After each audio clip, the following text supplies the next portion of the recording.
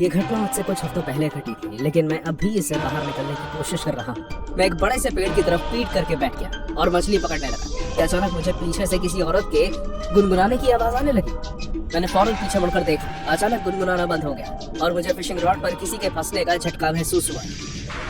जैसे ही मैंने सर घुमाकर देखा तो मेरे सामने एक औरत थी जो आधे पानी में और आधे उससे बाहर और मेरी कैनोई से कुछ दूरी पर खड़ी थी। उसकी कमर से लेकर नीचे का सारा हिस्सा पानी में था और मैं ये देखकर हैरान था कि किस तरह वो इस ठंडे पानी में खड़ी हुई है।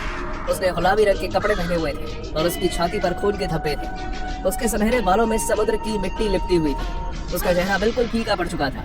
उसके ग्रे रंग की आंखें थी और अजीब सी मुस्कान। उसे वहां देखना मेरे लिए अपने आप में ही हैरान कर देने वाली बात थी। इसलिए कुछ देर तक तो मैं कुछ कह ही नहीं पाया। मुझे इतना हैरान परेशान देखकर वो अजीब तरह से हंसी और फिर उसने कहा, क्या तुमने कुछ पकड़ा?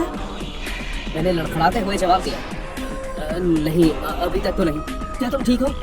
मेरा चाहते हुए भी उसे ये सवाल किए बिना नहीं रह सका। उसने मुस्कुराना बंद किया और आसमान की ओर देखने लगी। तो फिर वापस आ रहे हैं?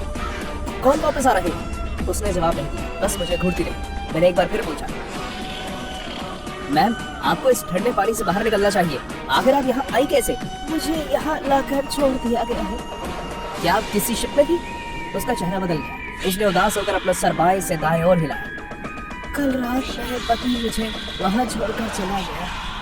आप यहाँ कल रात से हैं? उसने ऊपर नीचे सर हिलाते हुए हाँ कहा। मैं जानकर काफी हैरान था। ये जानने के बाद कि वो औरत बिना पानी पिए या फिर खाना खाए और इतनी ठंड में यहाँ खड़ी है, मेरे लिए कोई सपना था। मैं उसे अपने हाथ देकर ये कहने ही वाला था कि वो पानी से बाहर आ जाए और मेरे कैनोई में बैठ जाए कि अचानक उसने समुद्र के दूसरे तट की ओर तैरना शुरू कर दिया। मैम आप कहाँ जा रही हैं? मुझे उसे बचाना होगा। मुझे उसे बचाना ही चाहिए। वो वापस आ रहे हैं। वो तेजी से बड़ी झाड़ियों के पीछे जाने लगी। उसके एक पैर पर जूता नहीं था और दूसरे पर पीले रंग की लंबी हीर थी।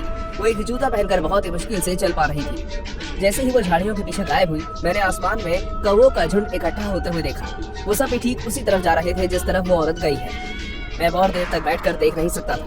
मैंने अपनी नाव वहीं छोड़ी और उस औरत के पीछे पीछे तैरकर दूसरी तरफ चला गया। मैं ठंडी रेत पर आधे गीले कपड़ों में चलने लगा। ठीक 5 मिनट में मैंने उन्हें ढूंढ लिया। एक बड़े से पाम के पेड़ के नीचे वो सब इकट्ठा थे। वो रेत पर पड़ी किसी चीज के ऊपर बैठे थे और उसे खा रहे थे। उनकी चोंच पर मांस के टुकड़े लटके हुए थे। हवा में बहुत ही गंदी बदबू थी। वो बदबू इतनी ज्यादा थी कि मैं हैरान था कि इससे पहले मुझे इसका एहसास कैसे नहीं हुआ।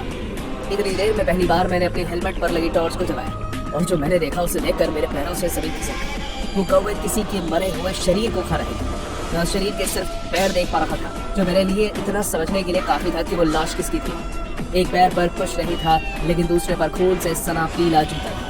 और फिर अचानक मेरे सामने हवा में उस औरत की परछाई दिखी जो थोड़ी देर पहले मुझसे मिली थी। मैं उसका चेहरा तो ठीक से नहीं देख पा रहा था, लेकिन मैंने उसकी चमकती हुई आंखें देख ली थी। उसने धीरे धीरे अपना हाथ उठाया और उस तरफ इशारा किया जहां पर कौवे बैठकर मांस खा रहे थे। मैं वापस अपने कैनोई की तरफ भागा। मैं सबसे पहले पास के पुलिस स्टेशन गया।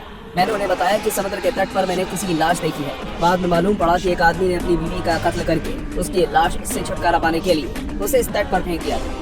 लाश के सड़ने की वजह से उसे बहुत सारे कीड़े मकोड़ों ने अपना घर बना लिया, इसलिए उसका ये हाल हो चुका था। उस औरत की आत्मा अपने शरीर को छोड़ नहीं पा रही थी, क्योंकि वो अपने शरीर को कौवों से बचाना चाहती थी। वो बस इतना चाहती थी कि उसे ढूंढ लिया जाए। लेकिन एक बात तो तय है कि मैं आज के बाद कभी भी रात के समय अकेले समुद्र में नहीं जाऊंगा।